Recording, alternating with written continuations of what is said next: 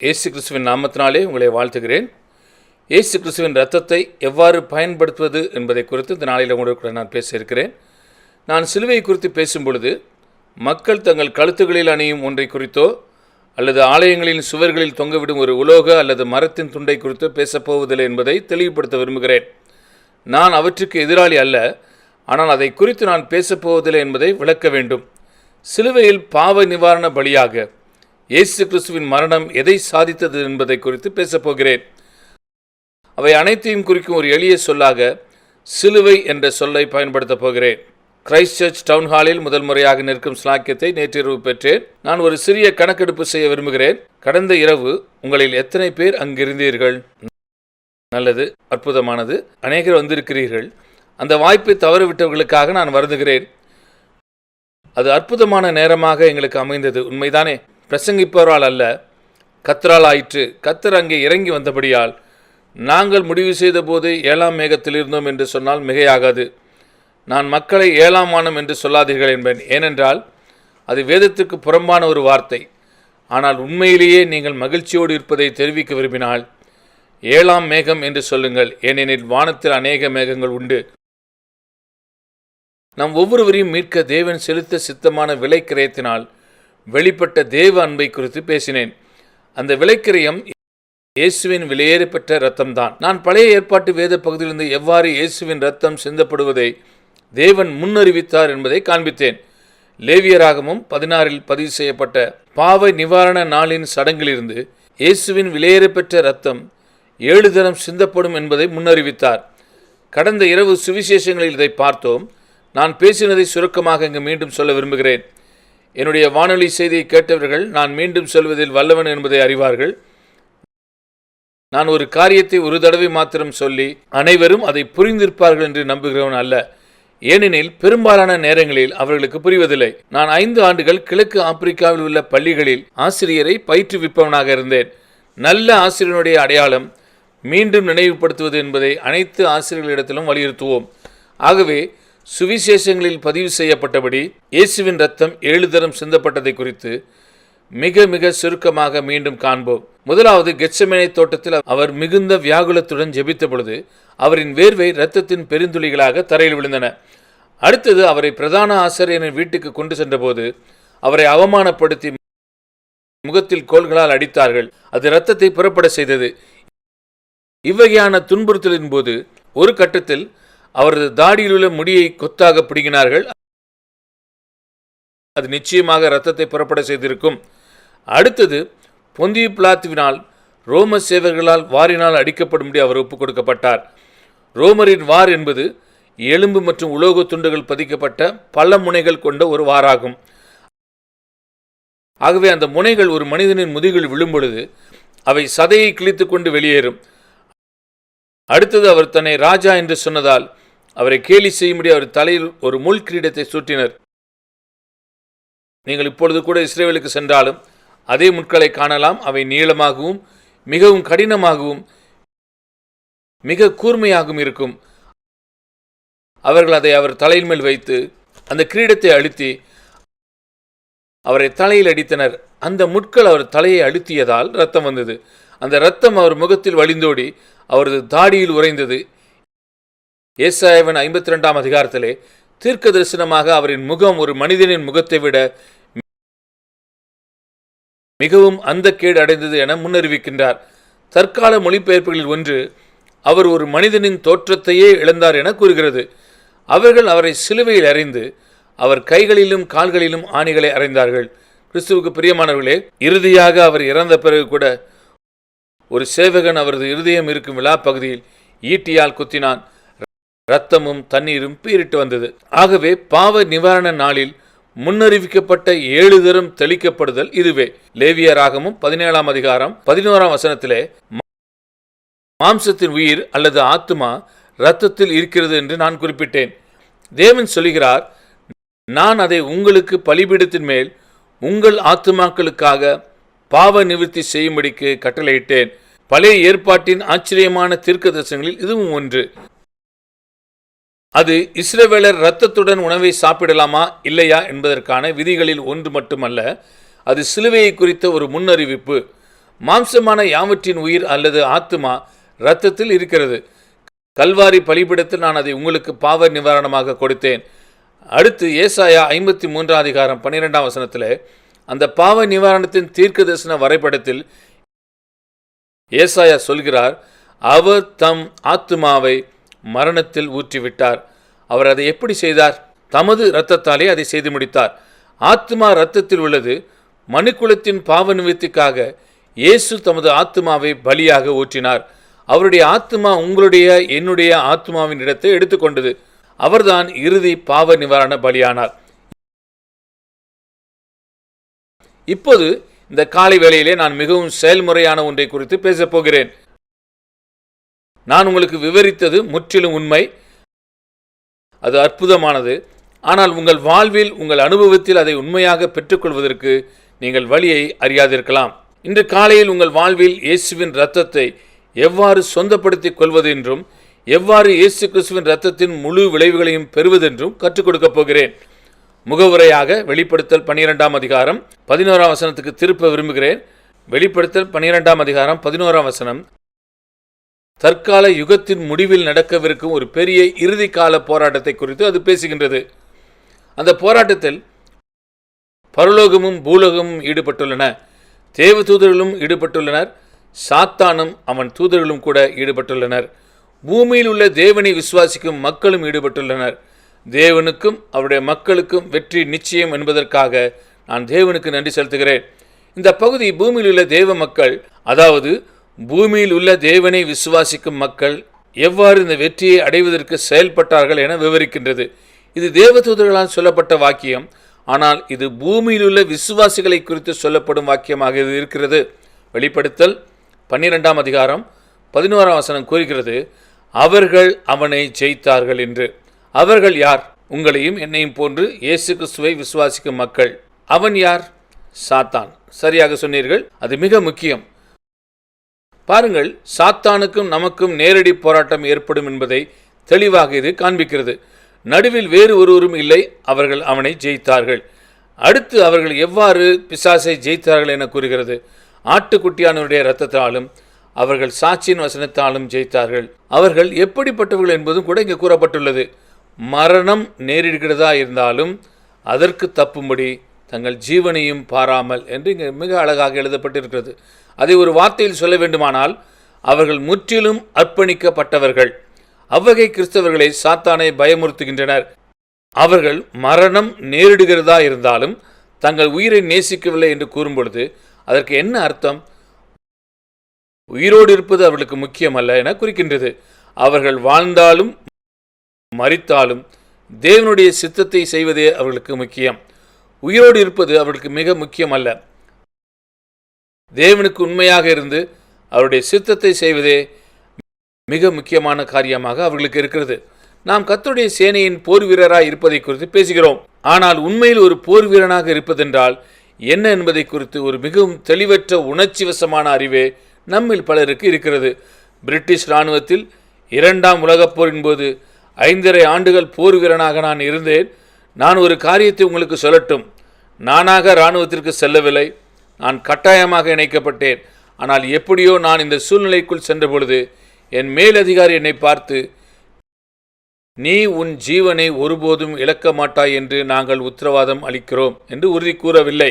ஒரு போர் வீரனும் அவன் கொல்லப்பட மாட்டான் என்ற உறுதியில் சேனையில் சேருவதும் இல்லை.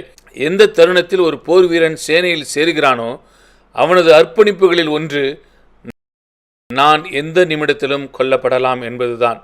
அது என் உயிரையும் வாங்கலாம். கர்த்தரின் சேனையிலும் இதே நிலைதான். உங்களுக்கு உங்கள் உயிரை இழக்க மாட்டோம் என்ற உத்தரவாதம் கிடையாது.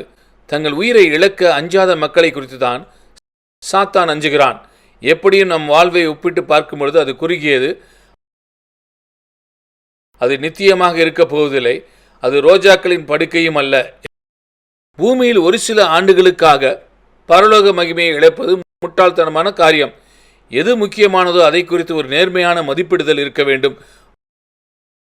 வாழ்வில் தேவனுடைய சித்தத்தை செய்வதே எனக்கு முக்கியமான காரியம் என்று நாம் சொல்ல வேண்டும். 1 யோவான் 2ஆம் அதிகாரம் 17 ஒரு அழகான வாக்கியம் உள்ளது. உலகமும் அதன் இச்சையும் ஒளிந்து போம், தேவனுடைய சித்தத்தின்படி செய்கிறவன் எவனோ என்றென்றைக்கும் நிலைத்திருப்பான்.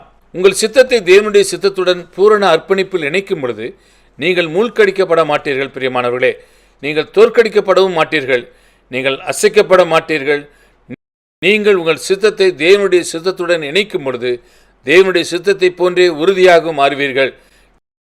நீங்கள் வாழ்வதோ மரிப்பதோ முக்கியத்துவமற்றதாய் மாறுகிறது. ஆனால் நீங்கள் ஒருபோதும் தோல்வி மட்டும் அடைவதில்லை. சாத்தானை ஆட்டுக்குட்டியானவருடைய இரத்தத்தினாலும் சாட்சியின் வசனத்தினாலும் ஜெயிப்பது என்றால் என்ன என்பதை குறித்து சிந்திக்க விரும்புகிறேன். பல ஆண்டுகளாக தேவன் எனக்கு அருளிய வெளியேறப்பட்ட சத்தியங்களுக்குள் இது ஒன்று. இது விலை மதிப்பிட முடியாதது. நீங்கள் மில்லியன்கள் கணக்கில் டாலர்கள் கொடுக்க முன்வரலாம், அது ஈடு இணை ஆகாது. இந்த சத்தியத்திற்கு இணையாக பணத்தை ஈடாக்கவும் முடியாது. நான் இதை எளிதாக சொல்ல விரும்புகிறேன், அதை தெளிவாக்குவேன் என நம்புகிறேன். கவனமாக கேளுங்கள். நமக்காக இயேசுவின் ரத்தம் செய்வது என்ன என்று வேதவசனம் கூறுவதை நாம் தனிப்பட்ட முறையில் சாட்சியாக அறிக்கை செய்யும் போது நாம் சாத்தானை ஜெயிக்கிறோம். நான் அதை மீண்டும் சொல்கிறேன். நமக்காக இயேசுவின் ரத்தம் செய்வது என்ன என்று வேதவசனம் கூறுவதை நாம் தனிப்பட்ட முறையில் சாட்சியாக அறிக்கை செய்யும் பொழுது நாம் சாத்தானை ஜெயிக்கிறோம். அதை நினைவு கூற முயற்சிப்பதற்கு உங்களை விட்டுவிடாமல் நான் உங்களை எனக்கு பின்னால் அதை சொல்ல அழைக்கப் போகிறேன். சரியா? அதை உங்கள் மனதில் பதிய வைக்க என்னுடன் சேர்ந்து சொல்ல முயலாதீர்கள். நீங்கள் ஆயத்தமாக இருக்கிறீர்களா? நமக்காக இயேசுவின் ரத்தம் செய்வது என்ன என்று வேதவசனம் கூறுவதை நாம் தனிப்பட்ட முறையில் சாட்சியாக அறிக்கை செய்யும் பொழுது நாம் சாத்தானை ஜெயிக்கிறோம். இப்போது அதை எவ்வாறு செய்வது என்று உங்களுக்கு காண்பிக்கப் போகிறேன். நான் முதலில் பழைய ஏற்பாட்டிலிருந்து ஒரு உதாரணத்தை எடுக்க விரும்புகிறேன். யாத்திராகமம் 12ஆம் அதிகாரத்தில் பதிவு செய்யப்பட்ட பஸ்கா சடங்குகளிலிருந்து ஒரு எடுத்துக்காட்டை முன்வைக்க விரும்புகிறேன். அந்த சடங்கில் பஸ்கா ஆட்டின் பலியினால் இஸ்ரவேலில் அனைத்து மக்களுக்கும் தேவன் முழு பாதுகாப்பை அளித்தார் என்பதை நினைவு கூறுங்கள். ஆனால் பாதுகாப்பை பெற்றுக்கொள்ள அந்த ஆட்டை கொண்டும் அதன் இரத்தத்தை கொண்டும் அவர்கள் சில காரியங்களை செய்ய வேண்டியதாக இருந்தது. நாம் யாத்திராகமம் 12க்கு திருப்புவதற்கு முன் ஒரு வாக்கியத்தை 1 கொரிந்தியர் 5 நான் வாசிக்கின்றேன். அந்த வசனத்தின் இறுதி பகுதியை மட்டும் வாசிக்கிறேன். அது இவ்வாறாக சொல்கிறது: நம்முடைய பஸ்காவாகிய கிறிஸ்து நமக்காக பலியிடப்பட்டார். வேறு விதமாக சொன்னால், எகிப்தில் பழைய ஏற்பாட்டு பஸ்கா ஒரு தீர்க்க தரிசன படம். சிலுவையில் தமது மரணமாகிய பலியினால் இயேசு செய்ததின் முன்மாதிரி என்று பவுல் கூறுகிறார். கிறிஸ்துவே உண்மையான பஸ்கா. பஸ்கா ஆட்டின் இரத்தம் அல்ல, இயேசு கிறிஸ்துவின் இரத்தமே நமக்கு இறுதியாக நித்திய மீட்பை அளிக்கிறது. ஆனால் இஸ்ரவேலுக்கு ஆட்டின் இரத்தத்தை பயன்படுத்த அறிவுறுத்தப்பட்ட விதம் நமக்கு ஒரு அற்புதமான மாதிரியாக இருக்கின்றன. இப்பொழுது நாம் யாத்திராகமம் 12க்கு செல்வோம். யாத்திராகமம் 12ஆம் அதிகாரத்திலே வசனங்கள் 21 23 வசனம் வரைக்கும் வாசிப்போம். வேதத்தில் உள்ள பல எடுத்துக்காட்டுகளில் தகப்பனாக இருப்பதின் மிகுந்த பொறுப்பை எடுத்துக்காட்டும் உதாரணங்களில் இந்த பஸ்கா சடங்கும் ஒன்று. ஏனெனில் இஸ்ரவேலில் தகப்பன்மார் மட்டுமே இஸ்ரவேல் மக்களுக்கு பாதுகாப்பையும் இரட்சிப்பையும் பெறக்கூடியவர்களாக இருந்தனர். இஸ்ரவேலின் தகப்பன்மார் கடமை தவறியிருந்தால் இஸ்ரவேல் பஸ்காவினால் பாதுகாக்கப்பட்டிருக்காது. இன்று நம்மை எதிர்நோக்கி நிற்கும் மிகப்பெரிய சமூக சிக்கல் என்னவென்றால், அது கடமை தவறும் தகப்பன்மாரே. பிரச்சனை கொடுக்கும் பிள்ளைகள் இருக்கும் பெற்றோருக்கு நான் ஆலோசனை வழங்கும் பொழுது நான் சொல்வது, கடமை தவறும் பிள்ளைகள் இல்லை, கடமை தவறும் பெற்றோர்களே இருக்கின்றனர்.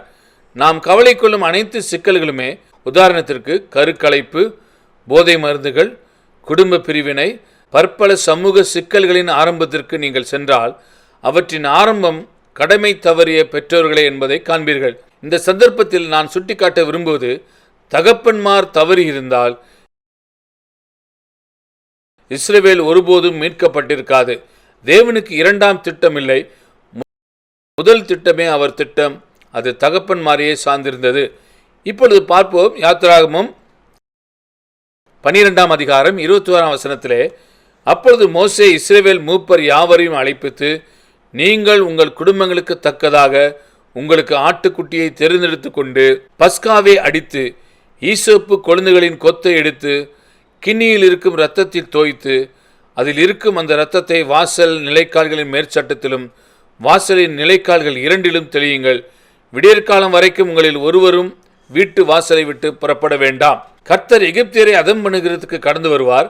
நிலையின் மேற்சட்டத்திலும் வாசலின் நிலைக்கால்கள் இரண்டிலும் அந்த இரத்தத்தை காணும் பொழுது கர்த்தர் சங்காரக்காரனை உங்கள் வீடுகளில் உங்களை அதம் பண்ணுகிறதுக்கு வரவட்டாமல் வாசற்படியை விலகி கடந்து போவார். அதனால் தான் அது ஆங்கிலத்திலே பாஸ்ஓவர் அல்லது கடந்து போகுதல் என்று அழைக்கப்படுகிறது.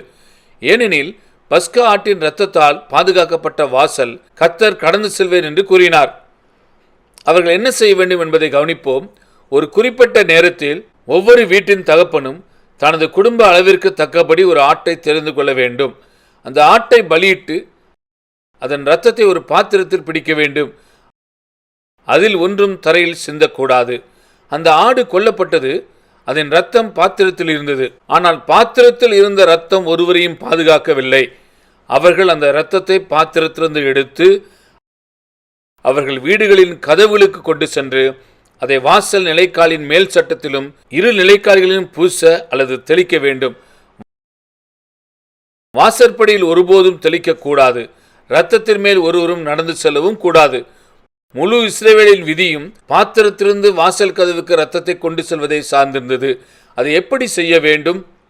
மிக எளிதாக ஈசோப்பின் ஒரு கொழுந்தை எடுத்துக்கொள்ள தேவன் சொன்னார். ஈசோப்பு மத்திய கிழக்கு நாடுகளில் எங்கும் வளரும் ஒரு வகை களை.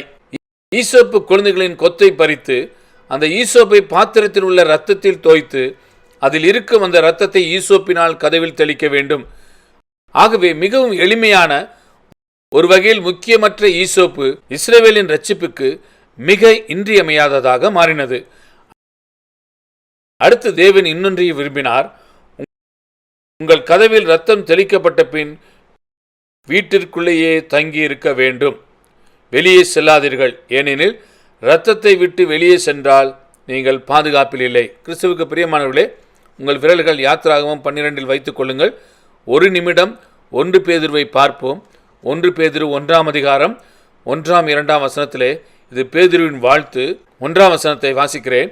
இயேசு கிறிஸ்துவின் அப்போஸ்தலனாகிய பேதுரு பொந்து, கலாத்தியா, கப்பத்தோக்கியா, ஆசியா, பித்தினியா தேசங்களிலே சிதறி இருக்கிறவர்களில் இப்போது அவர்களை விவரிக்கிறார். 2ஆம் வசனம், பிதாவாகிய தேவனுடைய முன்னறிவின்படியே ஆவியானவரின் பரிசுத்தமாக்குதலினாலே கீழ்ப்படுதலுக்கும் கிறிஸ்துவனுடைய ரத்தம் தெளிக்கப்படுதலுக்கும் தெரிந்து கொள்ளப்பட்ட பரதேசிகளுக்கும் எழுதுகிறதாவது என்று எழுதப்பட்டிருக்கிறது. தெளிக்கப்படுவதற்கு முன் என்ன வருகிறது என்று கவனியுங்கள். கீழ்ப்படிதல். கீழ்ப்படியாதவர்கள் மேல் ரத்தம் தெளிக்கப்படுவதில்லை. கீழ்ப்படியாமல் தன் வீட்டை விட்டு வெளியே சென்ற ஒருவருக்கும் அது பயனுள்ளது அல்ல.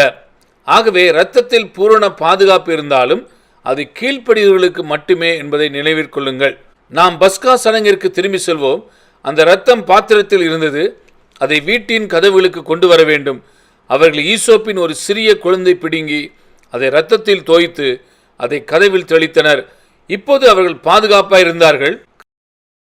கிறிஸ்து நமக்காக பலியான நம்முடைய பஸ்கா என்று பவுல் கூறுகிறார். வேறு வார்த்தைகளை சொன்னால் 19ஆம் நூற்றாண்டுகளுக்கு முன் கிறிஸ்து நமக்காக கொல்லப்பட்டார். இந்த ஓமையின் வார்த்தைகளை பயன்படுத்தி நாம் பாத்திரத்தில் ரத்தம் இருக்கிறது என்று சொல்லலாம். ஆனால் பாத்திரத்தில் உள்ள ரத்தம் எவரையும் பாதுகாக்காது. இஸ்ரவேலில் இருந்த அதே சூழ்நிலையில் நாமும் இருக்கிறோம். அந்த பாத்திரத்திலிருந்து நாம் தங்கும் இடத்திற்கு அந்த இரத்தத்தை நாம் மாற்ற வேண்டும். அப்போது நாம் கீழ்ப்படிந்திருந்தால் பாதுகாக்கப்படுவோம். ஆகையால் பாத்திரத்தில் உள்ள இரத்தத்தை, அதாவது இயேசுவின் இரத்தத்தை நாம் வசிக்கும் இடத்திற்கு எவ்வாறு மாற்றுவது? இப்போது நாம் வெளிப்படுத்துதல் 12ஆம் அதிகாரம் 11ஆம் வசனத்துக்கு திரும்பி செல்வோம். மரணம் நேரிடுகிறதா இருந்தாலும் அதற்கு தப்பும்படி தங்கள் ஜீவனையும் பாராமல் ஆட்டுக்குட்டியின் இரத்தத்தினாலும் தங்கள் சாட்சியின் வசனத்தினாலும் அவனை ஜெயித்தார்கள். நான் சொன்னது உங்களுக்கு நினைவில் இருக்கிறதா?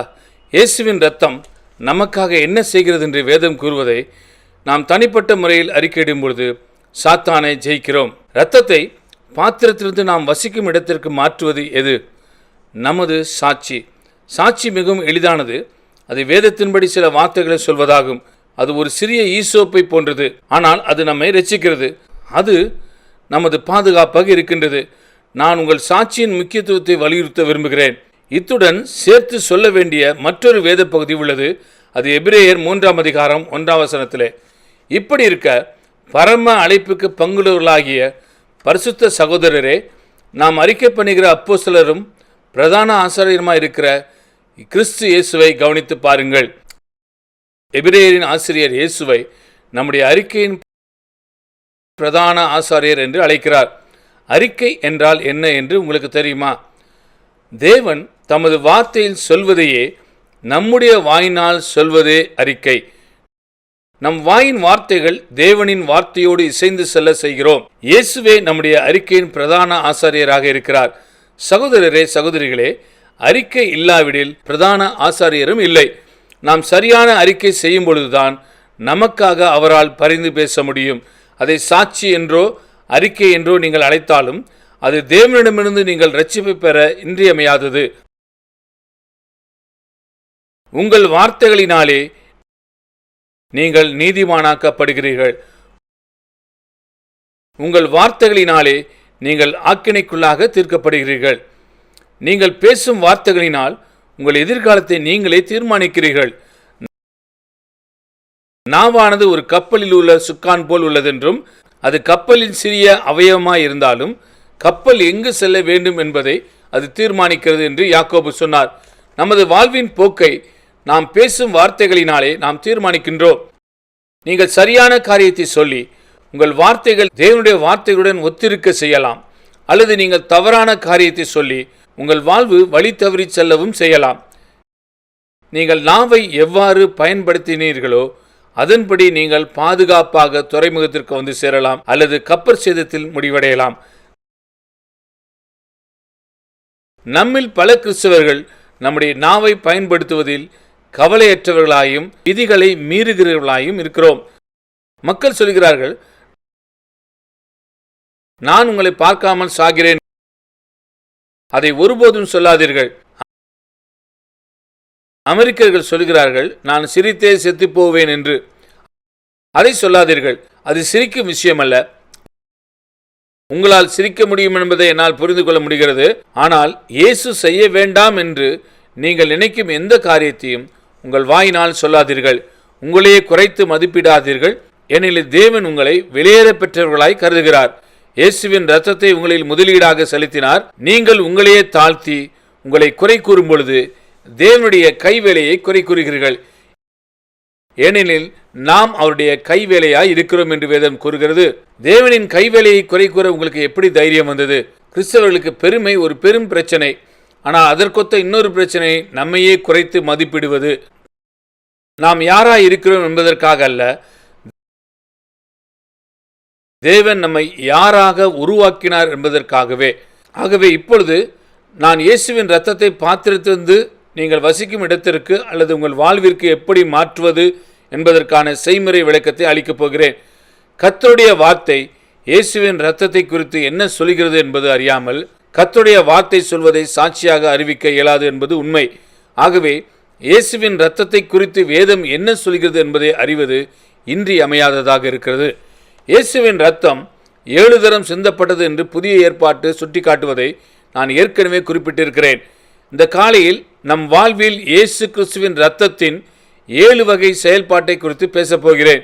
இயேசுவின் இரத்தம் நமக்காக கிரியை செய்யும் 7 பிரதான வழிகளை புதிய ஏற்பாடு நமக்கு வெளிப்படுத்துகிறது. முதலாவது மீட்பு.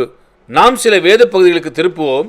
எபேசியர் 1:7 இவருடைய, அதாவது இயேசுவின் இரத்தத்தினாலே பாவ மன்னிப்பாகிய மீட்பு இவருக்குள் நமக்கு உண்டாயிருக்கிறது. மீட்பு என்றால் திருப்பிக் கொள்ளப்படுதல் என்று அர்த்தமாகும். நாம் பிசாசின் கைகளில் இருந்தோ இயேசு தமது இரத்தத்தினாலே நம்மை திரும்பி விலைக்கு வாங்கிவிட்டார்.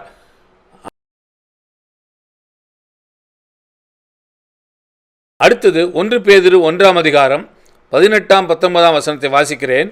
உங்கள் முன்னோர்களின் பாரம்பரியமாய் நீங்கள் அனுசரித்து வந்த வீணான நடத்தையினின்று அழிவுள்ள வஸ்துக்களாகிய வெள்ளினாலும் பொன்னினாலும் மீட்கப்படாமல் குற்றமில்லாத மாசற்ற ஆட்டுக்குட்டியாகிய கிறிஸ்துவின் விலையேறப்பெற்ற இரத்தத்தினாலே மீட்கப்பட்டீர்கள் என்று அறிந்திருக்கிறீர்களே. ஆட்டுக்குட்டி என்ற வார்த்தைக்கு மீண்டும் நம்மை பஸ்காவிற்கு அழைத்து செல்கிறது. பஸ்கா ஆட்டுக்குட்டியாகிய இயேசு குற்றமில்லாதவராயிருந்தார். மூல பாவம், அதாவது ஜென்ம பாவம் இல்லாதிருந்தார். அவர் மாசற்றவராயிருந்தார். அவர் தனிப்பட்ட பாவமும் இல்லாதிருந்தார். நாம் அவரின் இரத்தத்தினாலே மீட்கப்பட்டோம். இதற்கு தொடர்புடைய சங்கீதம் 107:2 திருப்ப விரும்புகிறேன். சங்கீதம் 107:2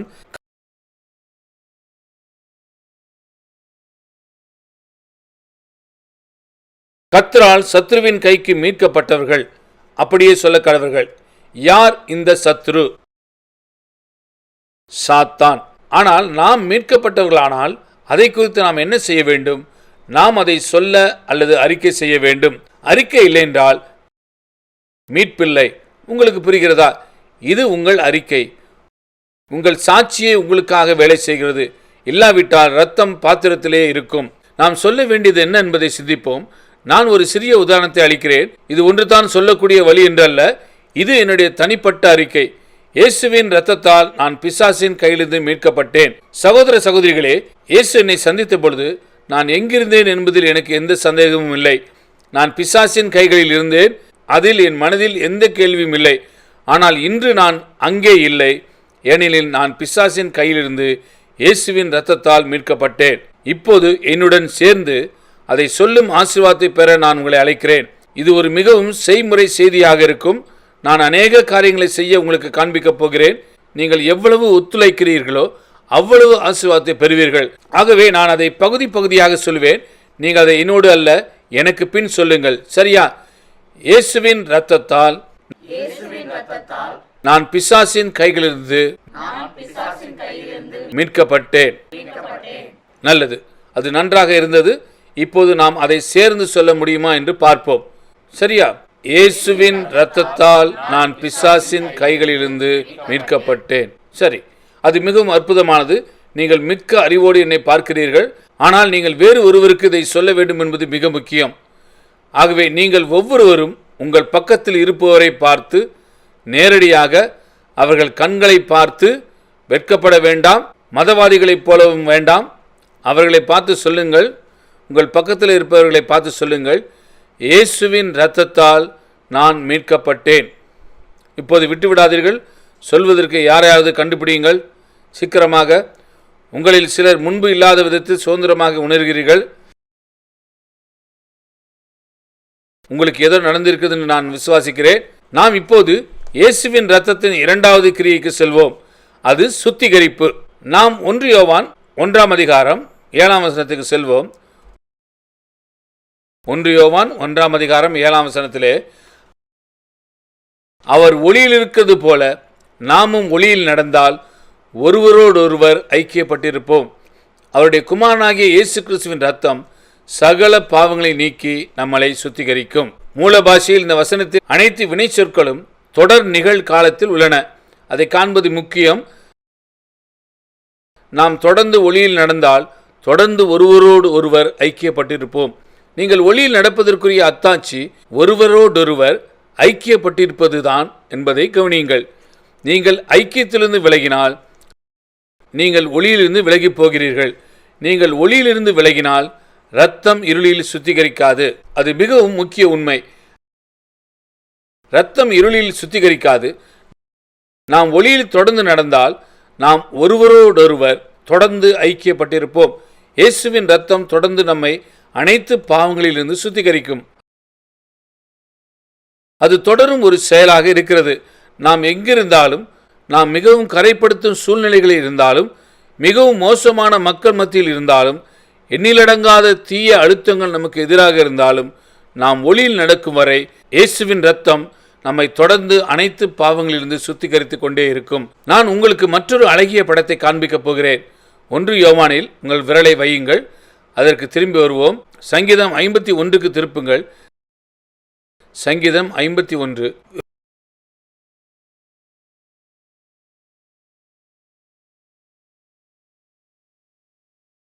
விபச்சாரம், கொலை என்ற தன்னுடைய 2 பயங்கர பாவங்களை குறித்து உணர்த்தப்பட்ட பின் தாவீதின் பெரிய பாவ அறிக்கையின் சங்கீதம் அது. அவன் மனம் திரும்புதலின் கூக்குரலோடும் இரக்கத்திற்காக கெஞ்சும் விண்ணப்பத்தோடும் தேவனிடத்தில் திரும்பினான். நாம் அதற்குள் முழுமையாக செல்ல முடியாது. ஆனால் 7ஆம் வசனத்தில் அவன் சொல்வதை காண்போம். என்னை ஈசோப்பினால் சுத்திகரியும், அப்பொழுது நான் சுத்தமாவேன். என்னை கழுவி எறலும், அப்பொழுது நான் உறைந்த மலையிலும் வெண்மையாவேன் என்று அங்கு சொல்கிறார். நீங்கள் ஈசோப்பு என்ற சொல் பயன்படுத்தப்பட்டதை கவனித்தீர்களா? தாவீதின் மனதில் என்ன இருந்தது? பஸ்கா. அவர் எதை நினைத்துக் கொண்டிருந்தார்? இயேசுவின் பஸ்கா ஆட்டுக்குட்டியின் ரத்தம். அதுதான் சரி. என்னை ஈசோப்பினால் சுத்திகரியும், நான் சுத்தமாவே. என்னை கழுவி எறலும், அப்பொழுது நான் உறைந்த மலையிலும் வெண்மையாவேன். நீங்கள் குற்றவாளியாய் இருக்கும் பொழுது எங்கு செல்வது என்று அறிவது எத்தனை ஸ்லாக்கியம். இந்த அறையில் இருக்கும் நம் ஒவ்வொருவருக்கும் இந்த ஸ்லாக்கியம் இருக்கிறது என்று எண்ணுகிறேன். சகோதர சகோதரிகளே, ஒரு நிமிஷம் நிறுத்தி பாவத்திலிருந்து விடுதலை அடைய எங்கு செல்ல வேண்டும் என அறியாத பில்லியன் கணக்கான மக்களை குறித்து சிந்தியுங்கள். ஒரு குற்ற மனசாட்சியுடன் உங்கள் பாவத்தின் உண்மையினால் உபத்திரவப்பட்டு பாவ மன்னிப்பிற்கும் சமாதானத்திற்கும் எங்கு செல்வது என்று அறியாதிருப்பது எப்படி இருக்கும் என்று சிந்தித்தீர்களா? அதுதான் பாதி மானிட வர்க்கத்தின் இன்றைய நிலையாக இருக்கின்றது. நாம் என்ன சொல்ல போகிறோம்? நாம் 1 யோவான் 1 அதிகாரம் 7 திரும்பி போவோம். நான் உங்களுக்கு ஒரு மாதிரியை காட்ட விரும்புகிறேன். இதையெல்லாம் முன்பே நான் ஆயத்தம் செய்யவில்லை. இது ஏறக்குறைய தானாக வருகிறது. நான் இதை பல முறைகள் செய்திருக்கிறேன். நான் அறிக்கை செய்ய போகிறேன். நான் ஒளியில் நடக்கும்போது இயேசுவின் இரத்தம் இப்போதும் தொடர்ச்சியாகவும் என்னை எல்லா பாவத்திலிருந்தும் சுத்திகரிக்கிறது. இப்பொழுது என்று நான் ஏன் சொல்கிறேன் என்றால், இங்கேயே இப்போதே இதை அறிக்கை செய்ய விரும்புகிறேன். இந்த நொடியிலேயே. ஆனால் இந்த நொடியில் மட்டுமல்ல, இந்த நொடியிலிருந்து நான் ஒளியில் நடக்கவிருக்கும் வரையில். அது சரி, நீங்கள் இதை என் பின்னே சொல்ல விரும்புகிறீர்களா? நான் ஒளியில் நடக்கும் பொழுது இயேசுவின் இரத்தம் இப்பொழுதும் தொடர்ச்சியாகவும் என்னை எல்லா பாவத்திலிருந்து சுத்திகரிக்கிறது. நான் ஒளியில் நடக்கும் பொழுது இயேசுவின் இரத்தம் இப்பொழுதும் தொடர்ச்சியாகவும் என்னை எல்லா பாவத்திலிருந்து சுத்திகரிக்கிறது. அடுத்த பெரிய விளைவு நீதிமானாக்கப்படுதல். நீதிமானாக்கப்படுதல் என்பது ஒரு இறையியல் வார்த்தை. அது சில மக்களை தடுமாற செய்கிறது. ஆனால் அது உண்மையில் அவ்வளவு மோசமானதல்ல. அங்கே பயன்படும் கிரேக்க வார்த்தையின் அடிப்படை அர்த்தம் நீதிமானாக உருவாக்குவது என்பதே ஆகும். ஆனால் இதற்கு பலவிதமான அர்த்தம் உண்டு. முதலாவது வேத வசனத்துக்கு செல்வோம்.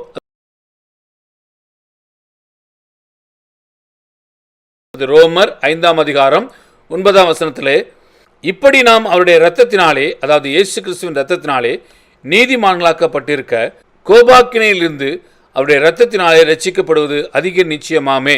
ஆகவே அவருடைய இரத்தத்தினாலே நாம் நீதிமானாக்கப்பட்டிருக்கிறோம். இதை புரிந்து கொள்ளும் விதத்தில் முன்வைக்கிறேன்.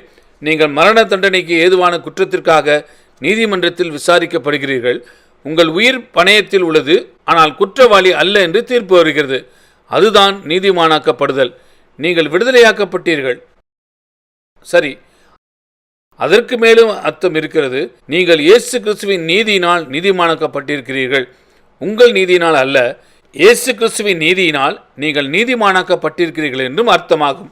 விடுதலையாக்கப்படுதல் குற்றமில்லாமை, நீதிமானாக்க எண்ணப்படுதல், நீதிமானாக்கப்படுதல். அடுத்து உங்கள் மனதில் பதிக்க வேண்டிய இன்னொரு காரியம், நான் நீதிமானாக்கப்பட்டேன் என்பதுதான். நான் ஒரு காலமும் பாவம் செய்யாதவனைப் போலானேன் என்று அர்த்தமாகும்.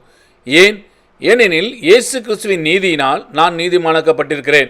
அவர் பாவமே செய்யவில்லை, அவர் குற்றப்படவில்லை, மூடப்பட வேண்டிய கடந்த காலம் எதுவும் அவருக்கு இல்லை. உங்கள் நீதி ஒருபோது உங்களை பரலோகத்துக்கு கொண்டு செல்லாது. ஏசாயா சொல்லுகிறார், நம்முடைய நீதியெல்லாம் அழுக்கான கந்தையை போல் இருக்கிறது. அந்த அழுக்கான கந்தையை விட்டுவிடுங்கள். இயேசுவின் இரத்தம், இயேசுவின் நீதியை உங்களுக்கு பகிர்ந்தளிக்கட்டும்.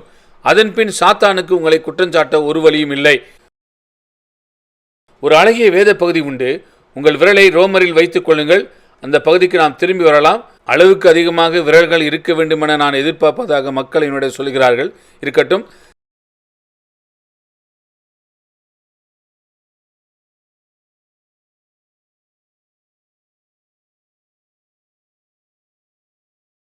ஏசாயா 61 அதிகாரம் 10 கர்த்தருக்குள் பூரிப்பாய் மகிழுகிறேன், என் தேவனுக்குள் என் ஆத்துமா களி கூர்ந்திருக்கிறது. அவர் இரட்சிப்பின் வஸ்திரங்களை எனக்கு உடுத்தி நீதியின் சால்வையை எனக்கு தரித்தார். 2 காரியங்களை நீங்கள் பெறுகிறீர்கள், இரட்சிப்பு மற்றும் நீதி. நீங்கள் இயேசு கிறிஸ்துவிலும் அவர் உங்கள் சார்பாக செய்த தியாகத்திலும் விசுவாசம் வைக்கும் பொழுது நீங்கள் இரட்சிப்பின் வஸ்திரத்தினால் உடுத்துவிக்கப்படுகிறீர்கள். ஆனால் அதனோடு நின்று விடுவதில்லை, நீங்கள் நீதியின் சால்வையினால் மூடப்படுவீர்கள். அவர் நீதியின் அங்கியை கொண்டு என்னை சுற்றி இருக்கிறார் என்று ஒரு மொழிபெயர்ப்பு கூறுகிறது. நீங்கள் இயேசு கிறிஸ்துவின் நீதியினால் முழுவதிலுமாக மூடப்பட்டிருக்கிறீர்கள். உங்களுக்கு விரோதமாய் கூறுவதற்கு பிசாசுக்கு ஒன்றுமில்லை. நீங்கள் அநேக காரியங்களை தவறாக செய்தீர்கள் என்று அவன் உங்களுக்கு சொன்னால் என்ன செய்ய வேண்டும் தெரியுமா?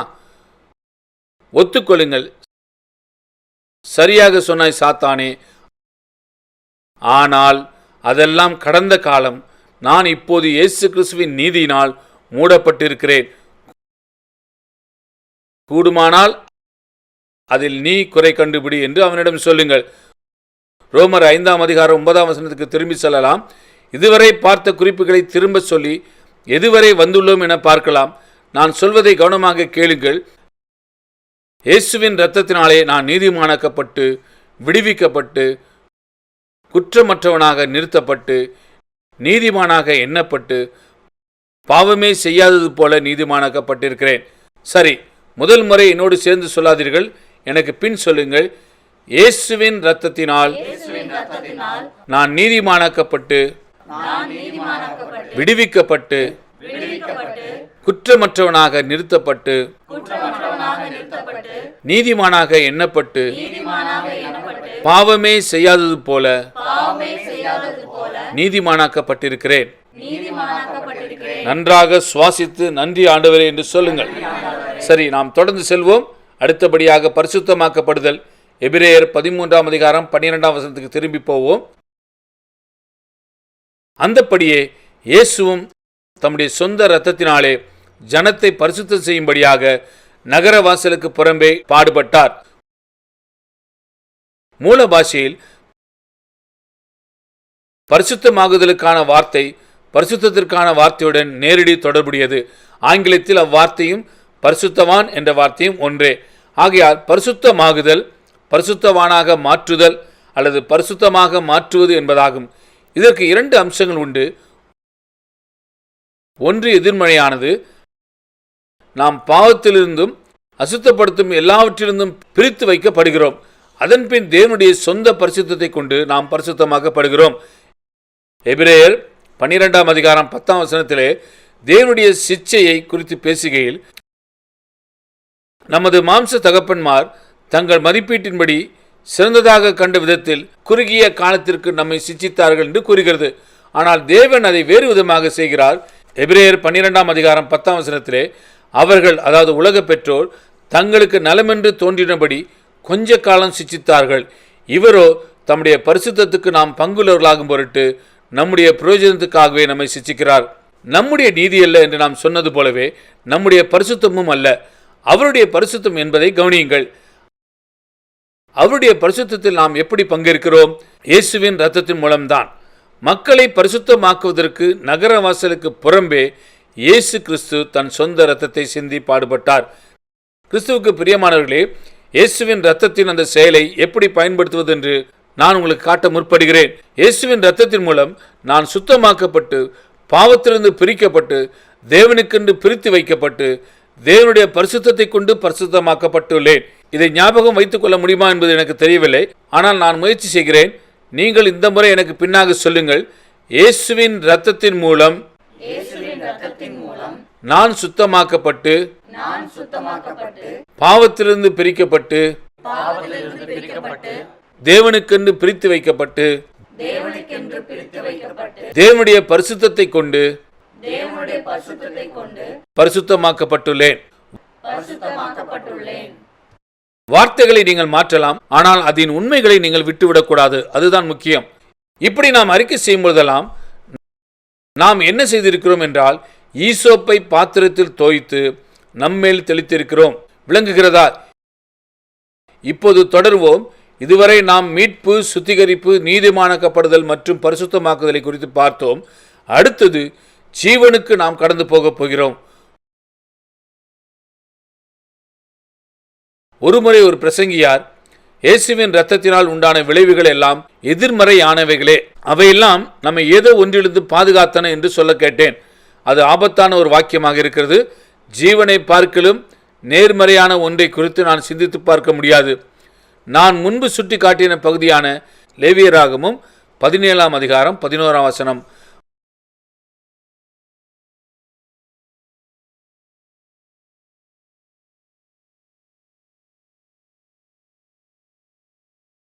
மாம்சத்தின் உயிர் இரத்தத்தில் இருக்கிறது. நான் அதை உங்களுக்கு பலிபீடத்தின் மேல் உங்கள் ஆத்துமாக்களுக்காக பாவ நிவிர்த்தி செய்யும்படிக்கு கட்டளையிட்டேன். ரத்தம் தான் ஆத்துமாவுக்காக பாவ நிவிர்த்தி செய்கிறது பிரியமானவர்களே. ஆகையால் தேவனுடைய ஜீவன் இயேசுவின் ரத்தத்தில் இருக்கிறது.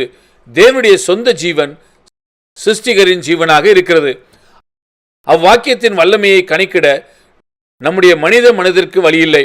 ஏனெனில் தாம் சிருஷ்டித்த அனைத்தையும் விட அளவிட முடியாத அளவிற்கு சிருஷ்டிகர் மிகவும் பெரியவராயிருக்கிறார். முழு சிருஷ்டிக்கப்பட்ட உலகமும் அவருடைய விரல்களில் கை நொடியாய் இருக்கிறது. இயேசுவின் இரத்தத்தில் உள்ளதை நாம் பெற்றுக்கொள்ள முடிந்தால்,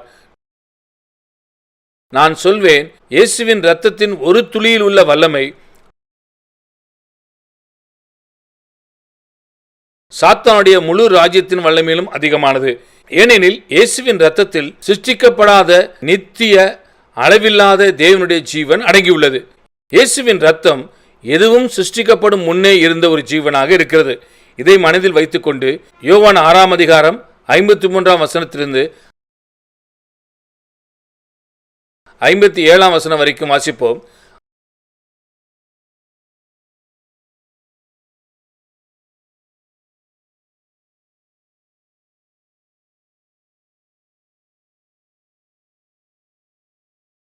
அதற்கு இயேசு அவர்களை நோக்கி, நீங்கள் மனுஷகுமாரனுடைய மாம்சத்தை புசியாமலும். இயேசுவின் போதனையில் 2 தள வலியுறுத்தல் இருந்தது. சில நேரங்களில் மெய்யாகவே என்றும், சில நேரங்களில் மெய்யாகவே மெய்யாகவே என்றும் கூறினார். மெய்யாகவே என்று சொன்னால் அது முக்கியம் என்று அர்த்தம். மெய்யாகவே மெய்யாகவே என்று சொன்னால் அது மிகவும் முக்கியமானது என்று அர்த்தமாகும். இயேசு மெய்யாகவே மெய்யாகவே என்று இங்கு கூறியிருக்கிறார். ஆகையால் இது மிகவும் முக்கியமான வாக்கியங்களில் ஒன்றாக இருக்கிறது.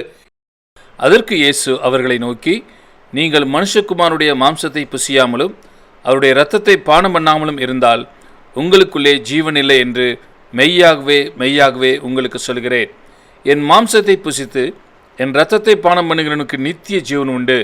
நான் அவனை கடைசி நாளில் எழுப்புவேன். என் மாம்சம் மெய்யான போஜனமாய் இருக்கிறது, என் இரத்தம் மெய்யான பானமாய் இருக்கிறது. என் மாம்சத்தை புசித்து என் இரத்தத்தை பானம் பண்ணுகிறவன் என்னிலே நிலைத்திருக்கிறான், நானும் அவனிலே நிலைத்திருக்கிறேன். ஜீவனுள்ள பிதா என்னை அனுப்பினது போலவும் நான் பிதாவினால் பிழைத்திருக்கிறது போலவும் என்னை புசிக்கிறவனும் என்னாலே பிழைப்பான். இதை பயன்பாட்டில் கொண்டு வர பல்வேறு வழிகள் உண்டென்று உறுதியாய் சொல்லலாம்.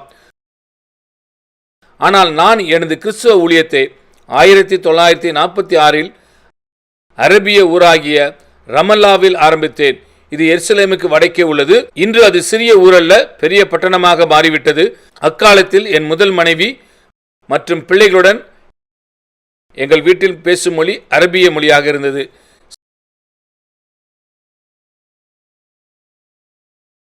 சில காரியங்கள் நமக்குள் சென்று நம்மை விட்டு ஒருபோதும் வெளியேறுவதில்லை. ராபோஜனம் அல்லது கர்த்தரின் பந்தியை குறித்து சிந்திக்கும் பொழுது அந்த அரபிய மக்கள் சொன்னதை நான் எப்பொழுதும் நினைவு கூறுவேன். இயேசுவின் இரத்தத்தை நாம் பானம் பண்ணலாம் என்பார்கள். உயரின ஆவிக்குரிய ஒரு வாக்கியமாக அதை குறித்து பேசாமல் ராபோஜனத்தை குறித்து இப்படிதான் பேசுவார்கள். ஆகையால் பல விதங்களில் இதை பயன்பாட்டில் கொண்டு வரலாம். ஆனால் என்னை பொறுத்தவரை நான் ராபோஜனத்தில் பங்கேற்கும் பொழுது நான் அவருடைய மாம்சத்தை புசித்து அவருடைய இரத்தத்தை பானம் பண்ணுகிறேன். இது சிலருக்கு இடரலாய் இருக்கிறது. அதற்கு நான் என்ன செய்வது? நம்மில் சிலர் இதை நினைவு கூறுவதாக மட்டுமே செய்கிறோம். ஆனால் இயேசு அப்படி சொல்லவில்லை. என் மாம்சத்தை புசித்து என் இரத்தத்தை பானம் பண்ணுகிறீர்கள் என்று கூறினார். நாம் அதை நினைவு கூறுதலாகவும் செய்கிறோம். ஆனால் அது மட்டுமல்ல, நாம் உண்மையிலேயே ஆண்டவராகிய இயேசு கிறிஸ்துவின் மாம்சத்தை புசித்து அவருடைய இரத்தத்தில் பானம் பண்ணுகிறோம். அதை மாற்றுவதற்கு எந்த காரணமும் இல்லை. அது மாம்சமாகவும் இரத்தமாகவும் எப்படி மாறுகிறது என்று அநேக விதமான கருத்துக்கள் உண்டு. ஒரு பாதிரியார் அதை அர்ப்பணித்து கொடுக்கும்போது நடக்கிறது என்று கத்தோலிக்கர்களும் பாரம்பரிய திருச்சபைகளும் நம்புகின்றன. ஆனால் என்னை பொறுத்த வரையிலும் அப்படியல்ல. அது விசுவாசத்தினாலேயே என்று நான் நம்புகிறேன். இயேசு தமது வார்த்தையில் சொன்னதை நம்பி அதை நான் விசுவாசத்தில் பெற்றுக்கொள்ளும் பொழுது அவர் என்ன சொன்னாரோ அது அப்படியே ஆகிறது என்று விசுவாசிக்கிறேன். இதிலே நான் மகிழ்ச்சியாக இருக்கிறபடியால் என்னை விட்டுவிடுங்கள், விவாதம் செய்யாதீர்கள்.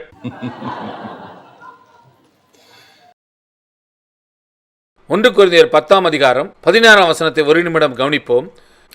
இங்கு பாப்டிஸ்ட் மற்றும் பிரதரன் திருச்சபையை சேர்ந்தவர்கள் இருக்கிறீர்கள் என்று அறிவேன். அது தெய்வீக செயலாகவே இருக்க வேண்டும். ஒரு பிரதரன் பிரசங்கியார் தன் சக கிறிஸ்தவரிடம் சொன்னது எனக்கு நினைவில் இருக்கிறது. இயேசு இதை செய்யும் பொழுதெல்லாம் என்று கூறினார், ஆனால் நீங்களோ அதை எப்போதாவது தான் செய்கிறீர்கள் என்று அவர் சொன்னார். 1 கொரிந்தியர் 10:16 ஒரு நிமிடம் கவனிப்போம். நாம் ஆசீர்வதிக்கிற ஆசீர்வாதத்தின் பாத்திரம் கிறிஸ்துவனுடைய இரத்தத்தின் ஐக்கியமாய் இருக்கிறது அல்லவா? ஐக்கியம் கிறிஸ்துவின் இரத்தத்தில் பங்கேற்பதாகும். நாம் பிற்கிற அப்பம் கிறிஸ்துவனுடைய சரீரத்தின் ஐக்கியமாய் இருக்கிறது அல்லவா? 11 தொடர்ந்து அவர் அந்த கர்த்தரின் பந்தி எப்படி ஏற்படுத்தப்பட்டது என்பதை அவருக்கு நினைப்பூட்டுகிறார். அவர் சொல்கிறார், நான் உங்களுக்கு ஒப்புவித்ததை கர்த்தரிடத்தில் பெற்றுக்கொண்டேன். என்னவெனில், கர்த்தராகிய இயேசு தாம் காட்டி கொடுக்கப்பட்ட அன்று ராத்திரியிலே அப்பத்தை எடுத்து ஸ்தோத்திரம் பண்ணி அதை பிட்டு, நீங்கள் வாங்கி புசியுங்கள், இது உங்களுக்காக பிற்கப்படுகிற என்னுடைய சரீரமாயிருக்கிறது, என்னை நினைவு கூறும்படி இதை செய்யுங்கள் என்றார். அவரை நினைவு கூறும்படி இதை செய்கிறோம் என்பது முற்றிலும் உண்மையாக இருக்க, அவரை நினைவு கூற நாம் என்ன செய்கிறோம்? அவருடைய சரீரத்தை நாம் புசிக்கிறோம். போஜனம் பண்ணின பின்பு அவர் அந்தபடியே பாத்திரத்தையும் எடுத்து, இந்த பாத்திரம் என் இரத்தத்தினால் ஆகிய புதிய உடன்படிக்கையாக இருக்கிறது, நீங்கள் இதை பானம் பண்ணும் பொழுதெல்லாம் என்னை நினைவு கூறும்படி இதை செய்யுங்கள் என்றார். ரூத்தையும் என்னையும் போல் எல்லாரும் இருக்க வேண்டும் என்று நான் ஒருபோதும் சொல்லவில்லை. கிறிஸ்துவின் சரீரமாகிய சபையில் அற்புதமான விடுதலை உண்டு.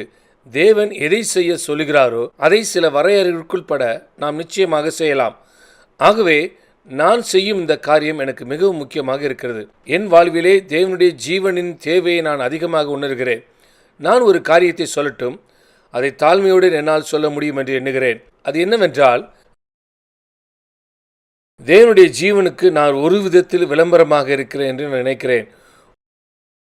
உங்களில் அநேகரால் எனக்கு வயது 71 ஆகிவிட்டது என்பதை யூகித்து சொல்ல முடியாது. இதற்கு காரணம் நான் இயேசுவின் சரீரத்தையும் மாம்சத்தையும் கொண்டு வாழ்வதுதான். எனக்கு இது ஒரு உபதேசமோ தத்துவமோ இல்லை, இது ஜீவிக்கும் ஒரு உண்மை. ஆகவே இந்த காரியத்தை நாங்கள் இப்படியாக செய்கிறோம். மறுபடியும் சொல்கிறேன், நாங்கள் செய்வது போல் செய்ய வேண்டும் என்று அவசியமில்லை.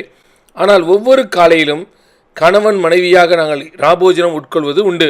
ஒவ்வொரு காலையிலும் நான் அதே வார்த்தைகளை சொல்வேன். என்ன சொல்வேன் என்று எனக்கு நினைப்பூட்டுங்கள்.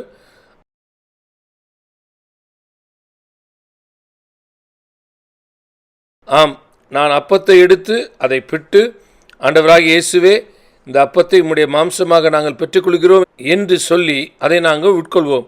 அதற்கு பின்பு நாங்கள் ஒரு சிறு கோப்பையை பகிர்ந்து கொள்வோம். நான் ஆண்டவராகிய இயேசுவே, இந்த பாத்திரத்தை உமது இரத்தமாக நாங்கள் பெற்றுக்கொள்கிறோம் என்று சொல்வேன். நீர் வருமளவும் இதை நாங்கள் செய்து உமது மரணத்தை தெரிவிக்கிறோம் என்று சொல்வேன். தேசத்திலே கிறிஸ்தவர்கள் 1% குறைவாக இருக்கும் எருசலேமிலே இதை நாங்கள் செய்கிறோம். கர்த்தருடைய மரணத்தை அவர் மரித்த பட்டணத்திலேயே அனுதினமும் அறிக்கை செய்வது எவ்வளவு ஒரு பெரிய ஒரு பாக்கியம் பாருங்கள். கடந்த நூற்றாண்டின் மிகப்பெரிய வேத பண்டிதர் ஒருவர் இதை குறித்து சில கருத்துக்களை முன்வைத்தார். கர்த்தர் வருமளவும் அவருடைய மரணத்தை செய்து காட்டுகிறீர்கள் அல்லது தெரிவிக்கிறீர்கள். இந்த கட்டளைக்கு நாம் வரும்பொழுது நீங்கள் அதை என்ன பெயர் சொல்லி அழைத்தாலும் சரி, நாம் தற்காலத்தின் முழு தளத்துக்கும் வெளியே சென்று விடுகிறோம் என்று அவர் கூறினார். சிலுவை இல்லாமல் நமக்கு ஒரு பிற்காலமும் இல்லை. கிறிஸ்துவின் வருகையை தவிர ஒரு எதிர்காலமும் நமக்கு இல்லை. அவர் வருமளவும் அவருடைய மரணத்தை நாம் தெரிவிக்கிறோம். அதை தெரிவிக்கும் ஒவ்வொரு சந்தர்ப்பத்திலும் அவர் மீண்டும் வருகிறார் என்பதை நமக்கு நாமே நினைப்பூட்டுக் கொள்கிறோம். இப்பொழுது நாம் இதை அறிக்கை செய்யலாம். எப்படி செய்யலாம்? வெறும் விசுவாசத்தினாலே மட்டும் செய்யலாம். நாம் ஒரு ராபோஜன ஆராதனை இங்கு நடத்தப் போவதில்லை. அதை நிச்சயமாக நான் உங்களுக்கு பரிந்துரைக்கவில்லை. ஆண்டவராகிய இயேசுவே, உம்முடைய இரத்தத்தை நாங்கள் பெறும்போது அதில் உம்முடைய ஜீவனை நாங்கள் பெற்றுக்கொள்கிறோம். தேவனுடைய ஜீவன் தெய்வீக நித்திய முடிவில்லாத ஜீவன் என்று மட்டும் சொல்லுவோம். சரி, இதை உங்களால் நினைவு கூற முடிந்தால் அதை எனக்கு பின் சொல்லுங்கள். ஆண்டவராகிய இயேசுவே, உம்முடைய இரத்தத்தை நாங்கள் பெறும்பொழுது அதில் உம்முடைய ஜீவனை நாங்கள் பெற்றுக்கொள்கிறோம். தேவனுடைய ஜீவன் தெய்வீக நித்திய முடிவில்லாத ஜீவன்.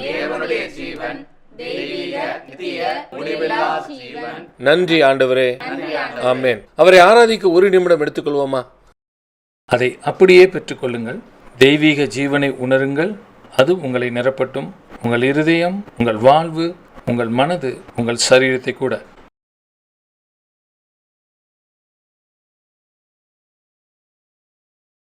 ஏற்ற காலத்தில் மரணம் ஜீவனால் விழுங்கப்படும் என்று பவுல் கூறுகிறார். ஆனால் நம்முடைய சரீரங்களில் தொடர் செயலாக ஏற்பட்டு கொண்டிருக்கும் மரணம், வியாதி, அழிவு என்பது உண்டு. இது அனுதினமும் தேவனுடைய ஜீவனால் விழுங்கப்படக்கூடிய ஒன்று. நம்முடைய புறம்பான மனிதன் நாளுக்கு நாள் அழிந்தாலும் நம்முடைய உள்ளான மனிதன் நாளுக்கு நாள் புதுப்பிக்கப்படுகிறான் என்று பவுல் கூறுகிறார். நம்முடைய வேலையை நாம் செய்து முடிக்கும் வரை நம்முடைய புறம்பான மனிதனை செயல்படுத்த நம்முடைய உள்ளான மனிதனுக்குள் போதுமான ஜீவன் இருக்கிறது. ஆமேன். இயேசுவின் இரத்தத்தின் இன்னும் 2 விளைவுகளை குறித்து நான் பேச இருக்கிறேன். 6வது விளைவு பரிந்து பேசுதல். எபிரேயர் 12க்கு திருப்பிக் கொண்டு 22 24 வசனம் வரை வாசிப்போம். எபிரேயர் 12 அதிகாரம் 22 வசனம். இங்கு நீங்கள் காலத்தை கவனிக்க வேண்டும் என்று விரும்புகிறேன். 22 நீங்களோ என்று ஆரம்பித்து 24 வந்து சேர்ந்தீர்கள் என முடிவடைகிறது. நாம் ஆவியிலோ மாம்சத்திலோ இனி வரப்போவதில்லை. நாம் ஆவியிலே ஏற்கனவே வந்து சேர்ந்து விட்டோம். நாம் எங்கே வந்து சேர்ந்தோம் என்று 8 காரியங்கள் பட்டியலிடப்பட்டுள்ளன. முதலாவது, நாம் சீயோன் மலைக்கு வந்து சேர்ந்துள்ளோம். இரண்டாவதாக, ஜீவனுள்ள தேவனுடைய நகரத்திற்கு, பரம எருசலேமுக்கு, அதாவது பூலோக எருசலேமில் அல்ல, ஆனால் பரம எருசலேமுக்கு வந்து சேர்ந்திருக்கிறோம். மூன்றாவதாக, எண்ணில் அடங்காத தேவ தூதர்களிடத்தில் பிரகாசமான வஸ்திரம் தரித்த தூதர்கள் என்று கூறும் ஆங்கில மொழிபெயர்ப்பே எனக்கு மிகவும் பிரியமானது. அதை ஏன் அப்படி மொழிபெயர்க்க வேண்டும் என்ற காரணங்களை நான் இங்கு முன்வைக்க முடியாது. ஆனால் அந்த மொழிபெயர்ப்பு பிரகாசமான ஆடைகளை தரித்திருக்கும் எண்ணற்ற தூதர்கள் என்று கூறுகிறது. தங்கள் மிக சிறந்த வஸ்திரங்களை நமது பிரயோஜனத்திற்காகவே தரித்திருக்கிறார்கள். எந்த தோற்றத்திலும் எண்ணிறந்த தூதர்களை காண்பது அற்புதமாயிருக்கும். ஆனால் பிரகாசமான உடைகளில் என்பது மிகவும் அற்புதமான ஒன்றாக இருக்கும். பிரியமானவர்களே, 3 ஆண்டுகளுக்கு முன் நானும் ரூத்தும் பெல்ஃபாஸ்ட் நகரில் ஒரு சிறிய தலைவர்கள் கூட்டத்தில் ஒரு வீட்டில் இருந்தோம். தேவனுடைய பிரசனம் அந்த இடத்தில் இறங்கி வர ஒருவருக்கு முன் ஒருவரும் தேவனுக்கு முன்பாகவும் எங்களை நாங்கள் தாழ்த்தினோம். 10 நிமிடங்களுக்கு எண்ணற்ற தூதர்கள் கடந்து போய்கொண்டே இருப்பதை ரூத் கண்டாள். திடீரென்று அந்த தூதர்களில் ஒருவர் அந்த அறைக்குள் நுழைய அவள் தன் கண்களை மூடிக்கொண்டாள். நாம் இன்று பெறக்கூடிய அனுபவங்களின் எல்லைக்குள் இருக்கும் ஒன்று தான் இது. புதிய ஏற்பாட்டின் மக்களுக்கும் நமக்கும் எந்த வித்தியாசமும் இல்லை. நாம் சீயோன் மலைக்கு வந்திருக்கிறோம். பரம எருசலேம், பிரகாசமான உடைகளை தரித்திருக்கும் எண்ணிருந்த தூதர்களின் கூட்டம், இவைகளிடத்தில் நாம் வந்துள்ளோம். அடுத்தது, பரலோகத்தில் பெயர் எழுதப்பட்ட முதற் பேரானவர்களின் சர்வ சங்கமாகிய சபைக்கு வந்திருக்கிறோம். மறுபிறப்பு அடைந்து பரலோகத்தில் பெயர் எழுதப்பட்டவர்கள். 5வதாக, எல்லாருக்கும் நியாயாதிபதியாயிருக்கும் தேவனிடத்திற்கு வந்திருக்கிறோம். சகோதர சகோதரிகளே, அங்கு நியாயாதிபதியாகிய தேவனோடு இன்னும் சிலர் இருப்பதற்காக தேவனுக்கு நன்றி. இல்லையெனில் அங்கே உள்ளே நுழைய முடியாது. 6வதாக, பூரணராக்கப்பட்ட நீதிமான்களின் ஆத்துமாக்களிடத்திற்கும் வந்திருக்கிறோம். புதிய பிறப்பினால் நாம் சாதிப்பவர்களை தங்கள் வாழ்நாளெல்லாம் செய்து விசுவாச நடையினால் சாதித்த பழைய ஏற்பாட்டு பக்தர்களை இது குறிக்கின்றது. மன்னிக்கவும், நாம் புதிய பிறப்பினால் சாதிப்பதில்லை. புதிய பிறப்பினால் நமக்கு பகிர்ந்தளிக்கப்படுவர்களாக இருக்கின்றது. 7வதாக, புதிய உடன்படிக்கையின் மத்தியஸ்தராகிய இயேசுவின் இடத்திற்கு வந்திருக்கிறோம். அவரால் தான் நாம் அங்கே இருக்க முடிகின்றது. நியாயாதிபதியாகிய தேவன் மட்டும் அங்கே இருந்தால் நாம் அங்கு செல்லவே முடியாது பிரியமானவர்களே. ஆனால் நியாயாதிபதியாக தேவனுடன் அங்கு புதிய உடன்படிக்கையின் மத்தியஸ்தராகிய இயேசு கிறிஸ்துவும் இருக்கிறார். கடைசியாக, ஆபேலின் ரத்தம் பேசினவர்களை காட்டிலும் நலமானவர்களை பேசும் தெளிக்கப்பட்ட இரத்தத்தினிடத்திற்கு நாம் வந்திருக்கிறோம். பரலோகத்தில் நம்முடைய சார்பாக பேசும் இயேசுவின் தெளிக்கப்பட்ட இரத்தத்தை ஆபேலின் இரத்தத்திலிருந்து வேறுபடுத்தி காண்போம். 3 முக்கிய வேறுபாடுகள் இங்கு உண்டு. ஆபேலின் இரத்தம் அவருடைய விருப்பத்துக்கு எதிராக சிந்தப்பட்டது. இயேசுவோ தம்முடைய இரத்தத்தை தன் சுய சித்தத்தினாலே சிந்தினார். ஆபேலின் இரத்தம் பூலோகத்தில் தெளிக்கப்பட்டது. இயேசு கிறிஸ்துவின் இரத்தம் மகா பரிசுத்த ஸ்தலத்தில் தெளிக்கப்பட்டிருக்கிறது. ஆபேலின் இரத்தம் பழி வாங்குதலுக்காக கூப்பிட்டது. இயேசுவின் ரத்தம் இரக்கத்திற்காக கெஞ்சுகிறது. இது மிகவும் அழகான ஒரு வெளிப்பாடாக இருக்கிறது. இதை நீங்கள் யாரும் இழக்கக்கூடாது என்று நான் விரும்புகிறேன். சில நேரங்களில் நாம் பலவீனப்பட்டு இருக்கிறோம், நாம் மிகுந்த அழுத்தத்தின் கீழ் இருக்கிறோம், நம்மால் ஜெபிக்கக்கூட முடிவதில்லை, அடுத்த மூச்சு என்னால் விட முடியுமா என்று திகைத்து இருக்கிறோம். அப்படிப்பட்ட நேரங்களில் தேவனுடைய நேரடி பிரசன்னத்தில் தெளிக்கப்பட்ட இயேசு கிறிஸ்துவின் ரத்தம் நமக்காக பேசி இரக்கத்தை நாம் பெற கெஞ்சுகின்றது என்று அறிந்து கொள்வது நல்லது. இந்த உண்மையை சொந்தப்படுத்திக் கொள்ள ஒரு சிறிய அறிக்கையை நாம் செய்வோம். நான் அதை செய்கிறேன். இதை முன்பதாக நான் சிந்தித்து வைக்கவில்லை, ஆனால் முயற்சி செய்கிறேன். நான் ஜெபிக்க முடியாமல் இருக்கும்போது இயேசுவின் ரத்தம் எனக்காக பரிந்து பேசிக் கொண்டிருக்கிறதற்காக நன்றி ஆண்டவரே. சரி, இதை நீங்கள் சொல்ல ஆயத்தமாக இருக்கிறீர்களா? நான் ஜெபிக்க முடியாமல் இருக்கும் பொழுது பரலோகத்தில் இயேசுவின் ரத்தம் எனக்காக பரிந்து பேசிக் கொண்டிருக்கிறதற்காக நன்றி ஆண்டவரே. இப்பொழுது நாம் சேர்ந்து சொல்வோம். நான் ஜெபிக்க முடியாமல் இருக்கும்போது பரலோகத்தில் இயேசுவின் ரத்தம் எனக்காக பரிந்து பேசிக் கொண்டிருக்கிறதற்காக நன்றி ஆண்டவரே. இன்னொரு முறை சொல்வோம், ஏனென்றால் அவ்வளவு தெளிவாக நாம் சொல்லவில்லை. நான் ஜெபிக்க முடியாமல் இருக்கும்போது பரலோகத்தில் இயேசுவின் ரத்தம் எனக்காக பரிந்து பேசிக் கொண்டிருக்கிறதற்காக நன்றி ஆண்டவரே. ஆமென். கடைசியாக இயேசுவின் ரத்தத்தினாலே நமக்கு பிரவேசிக்கும் ஸ்லாக்கியம் கிடைத்திருக்கு. பிரியமானவர்களே, இயேசு கிறிஸ்துவின் ரத்தத்தினாலே உண்டாகும் இந்த கடைசி 2 விளைவுகள் நம்மை காலத்தின் தளத்திலிருந்து பரலோகம் மற்றும் நித்தியத்தின் தளங்களுக்குள் அழைத்து செல்கின்றன. அங்குதான் நாம் முடிவடைய விரும்புகிறோம். எபிரேயர் 10ஆம் அதிகாரம் 19ஆம் வசனத்துக்கு நாம் திருப்பி செல்லலாம். முக்கியமாக இன்று காலையில் ஆராதனையில் சொல்லப்பட்டது. இது தேவனுடைய திட்டம் என்று நான் நினைக்கின்றேன். எபிரேயர் 10ஆம் அதிகாரம் 19ஆம் வசனம் தொடங்கி இப்படியாக சொல்கிறது.